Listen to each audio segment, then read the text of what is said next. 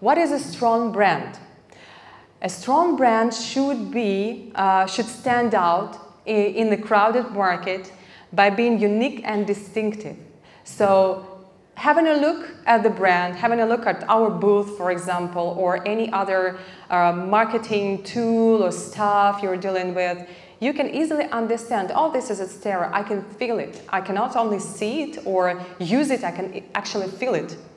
And it's absolutely important to communicate our core values, and we should ensure that we are properly positioned, that your brand is properly positioned to communicate with your target audience. So they should understand that your brand is for them, and your brand values are aligned with their personal values too. And it should also be consistent in messaging and tone of voice and visuals. Well, this is the most challenging part, you know, to ensure that you appear everywhere, at every touch point, the same, with the same messaging, with the consistent visuals. So this is the most challenging. And of course, a strong brand can attract and retain the best employees in the market, especially if they align with your brand core values, and they can build like a strong workforce that can, you know, translate it further to your clients, to your partners. Our brand idea, so how did we actually find it? We call it partner care, and you have seen it in the video, and you have seen it previously on the slide, that we are an advertising, a global advertising network with a unique partner care program or unique partner care approach.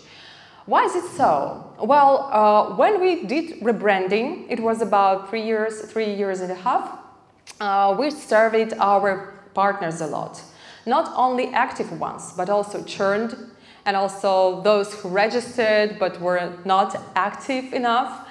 And we surveyed them a lot, and we also talked to the management, we talked to the teams to reveal our core values and to find what's there we actually stand out. Why we stand out on the market. And more than 80% of clients say that Adsterra's managers are most approachable, they're most helpful, and they're actually growth oriented. So that was a hint we actually took. And even though we are a technology company, and most technology companies are really proud of, you know, being innovative, being with advanced solutions and looking into the future, using AI and things like that, we are focused on serving our clients, because sometimes technology is too difficult to understand. Navigating the complex world of digital advertising might be really challenging and daunting. And as we are working not only with huge media agencies and companies, we also work with solopreneurs. And for many of them, especially beginners, it might be difficult to enter the market. So our idea was to lower the barriers so that they can enter the market easily, and we can be there to help them. So, of course, it's all about supporting customers, it's all about providing personal managers and helping them launch campaigns, helping them set up advertising codes and earn more money. So, our idea was that about partner care, that our success is directly tied with the success of our clients. And partner care is not just, you know, nice things to have and caring about partners and something intangible, but it's actually it actually speaks numbers. It speaks some measurable results, and our managers are focused on growing our clients and paying attention to their metrics. So we're working with their metrics directly. And of course, all this helps us build lasting relationships. The longer we work with our clients, the more money we earn, the more money we help them to earn too. And also, we asked about their emotional benefit of working with Adsterra, and it was interesting what they said. Because some brands, they are fun, some brands, they are cool, and some brands, they are really innovative. Well, we are innovative too. We have our flagship product called Social Bar, which is an outstanding ad format with different icons, widgets, and teasers, and so on and so forth. But here we talk about not product but brand, and partner care is essential here. So what they feel? They normally feel comfortable, they feel safe and supported, which is all about partner care, and confident in working with us. And our partners, so what is partner care in reality? It's not just some words. It's an in-house training program that our managers have to complete. And there is also a set of standards for almost every department, every team in the company that they have to follow. They have to follow these guidelines. So partner care is all for growing our partners, and that is why we use this slogan or brand mantra, we may call it. So Adsterra is your growth area. It can be met across different channels, so we can use this one or partner care, which are very connected. And brand is not about perceptions, as I've said. It speaks numbers. For example, 52% of our clients, via surveys, say that they chose us thanks to brand recognition. They know our brand, they can trust it, and they come to us, so they prefer ours to many other ad networks. Speaking about traffic, because I work in marketing, and of course I'm responsible for driving traffic and bringing new users and retaining users in Adsterra. So 56% of all new users on the platform, they come from direct and brand organic traffic. And 73 to 76% comes of signups and activations. I mean that advertisers launch their campaigns and publishers start monetizing their traffic and start earning money. They comes from direct and brand organic again. And for example, in comparison, when I joined Adsterra 4 years ago, there was just a little of direct traffic and no organic traffic at all, almost nothing. And then we start heavily working on it and driving more brand organic traffic, and also working on our SEO, which has been also heavily talked about during the conference. 80% of our loyalty and retention, so it speaks about loyalty and retention, 80% of wins we got thanks to our strong brand. So when it comes to competing with other ad networks regarding the ad rates and things like that, some special offers, so we win in 80% of cases. Also, getting back to traffic, brand organic shows high engagement. Of course, it's the most engaged and most, I would say, warmed up audience who come to your platform and they already know you. They are already interested in working with you, or just want to get some more information, more details. And it's 63% for direct traffic, and it also blends with some referral traffic, of course. 76% of new revenue among all marketing channels is attributed to direct and brand organic traffic, and I think it's a really good achievement for us. So, how to reveal and how to communicate your genuine values? Because sometimes values is what your marketing department can just create and say, okay, we value teamwork, we value being responsible, being reliable, let's use it. And for example, there might be some HR department who can also be aligned with this, and they say, okay, we join here and we will convey this message internally, yeah, across our teams. It doesn't work like this, so I really recommend to do a lot of surveys, a lot of talks to your management, and also you should ask your old clients why they love you. This is really important.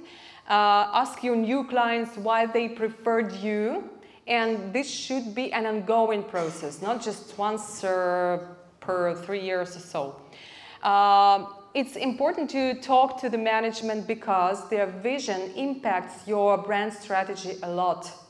And sometimes there might be some conflicts, and you should be, wise enough to deal with these conflicts and to align your brand strategy with their vision, with their goals, with their business goals for sure.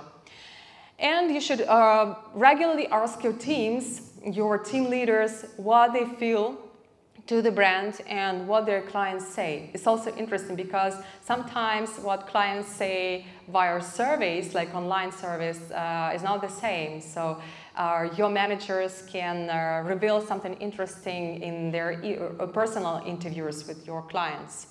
It's not going to be only marketing, but also your sales managers too. So, moving forward to integrated marketing and communications approach. It's actually very much related to your brand strategy because it's all about ensuring the consistent experience, brand experience across all marketing channels and platforms. So, imagine a customer journey, your client journey, whether it can be a digital ad or a social media interaction, or maybe a meeting at the event and the client sees your booth. Maybe it can be a leaflet or even some traditional media, probably an interview in, I don't know, in the magazine. It's very important to convey the same, consistent messaging in the consistent tone of voice and provide consistent visuals, so that to create a picture of unique brand identity and to translate your brand purpose. Here we can see just a list of marketing channels that can be used. So it's like a 360 approach, but they are a bit different. When you use a 360 approach, it's nice, but you can be inconsistent in all these channels. So it's important to ensure consistency, which is all about, my talk is all about. So the benefits are obvious. You create a better customer experience because your customers will understand, they like kind of receive a guarantee of working with you. So they can, for example, trust you, and they can understand at each touch point that they are dealing with you, and they can expect some specific level of service. Well, of course, it should be of high quality. And also, well, it of course leads to customers' loyalty and their satisfaction. The further benefits are increased brand awareness. So, of course, by building a strong brand and having a strong brand idea, we get a wider reach and better visibility. And of course, it's improved brand recognition, so clients can recall you easier. Speaking about synergetic marketing, in fact, that's what I really love. It's when you manage to ensure to provide a really effective brand performance campaign. So when you, for example, build all your advertising campaigns around brand, and brand helps you to drive more traffic and to lower your customer acquisition costs, which is also important. So all marketing channels, they're working together to provide this effect. And here are just a few examples of how we do it. You can see that we have this unique partner care approach from our website, and we use partner care program and this wording, this narrative in our digital ads, and also when we're working with our partners, like you see the integration with BMOB, and also our influencers. So when we're working with YouTubers, bloggers, and people of this kind, we also provide them with a brief, and we specifically focus on this positioning, so they should use it, and it should be consistent. And also some traditional media, so it's like an actually mantra. We use it everywhere. There are a few slides about results. So we can see that it helped us. If we have a look at Google Trends over the last 5 years, we can see that the blue line here compared to the lines of our competitors, it's constantly growing, and it's actually boosting so much. So that's what we can be proud of. And also I took this screenshot from Brand24 we are using. It's a very nice social media management tool, social media listening. And here you may have, I'm sure that the slides will be sent to to the attendees, right? So they will be shared, and you can have a closer look at these metrics. So it speaks about total mentions, social media mentions, and so non-social, positive and negative, reach in general, and presence score, and also what you actually saved while posting. And for example, instead you might have paid for this, but you also may save on posting and doing some PR.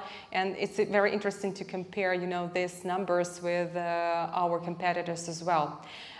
User-generated content is also very interesting to pay attention to, because it speaks about how your users, how your clients are engaged with your brand, how they're, if they take an active part, you know, in promoting your brand and driving some traffic to your platform too. So, in conclusion, what is a strong brand and how to find that strong brand idea? First, you should define a clear brand idea, and it seems to be really simple, but through the service, through your endless talks to the management and your teams, you can find those genuine brand values, and you can use them. You can build all your storytelling on these values. You can, of course, develop an integrated marketing approach plan, and integrated marketing communications plan, and ensure that these brand values, your brand messaging, is conveyed properly across all marketing channels and platforms. And of course, there should be some responsible people on your team who will check all this, because it's not easy. And there are some software platforms, they can be easily found online, that can help actually to manage all this. What else? Just my personal recommendations and what we do at Adsterra. I think it's very important to be authentic and brave. So sometimes, although you are consistent in your messaging and you provide a certain level, a certain quality service, you can create something really unusual and unpredictable, you know. And this is what we did this year. It was in March. So on March 27th, we announced that there is such a holiday called World AdTech Day. And we were the first to announce it. But it wasn't only, you know, us who just announced it and that's it. And we did some advertising and we used all our marketing channels to support this idea. But we also asked our clients, our partners, and even our competitors to join this campaign. And it was really nice to see that our competitors did join in, because in the end, you know, everyone's working with all the, I don't know, a huge variety of ad networks and platforms. And our advertisers may have like 10 or 12 ad networks in their work, but still they trust us for some reason, and they go to us, and we can negotiate, for example, the increase of share as well. So this holiday, this celebration will be maintained, will be supported next year with different events and stuff, of course, connected with our competitors too. So we can do some awards, parties, our internal conferences in companies. What else? I think that a really strong brand is a community builder, because your brand is not a name when it has a loyal audience. So when there are your fans who value your values, who follow them, you know, who go after you, then you are a community builder. And here in Cyprus, we built also a community called Women in Tech Cyprus, which I've mentioned already. But speaking about Adsterra in general, it's a global community. So we have more than 60,000 followers on social media and a huge army of customers communicating with us via intercom and other, you know, customer service systems. So you can scan this QR code to check it out, or maybe you can do that later as well. And speaking about some unpredictable and unusual stuff, it could be predictable when you sponsor something really big, I don't know, a very famous football team, local one or something. But we decided to be consistent because we supported women in tech. And next, we supported women in basketball.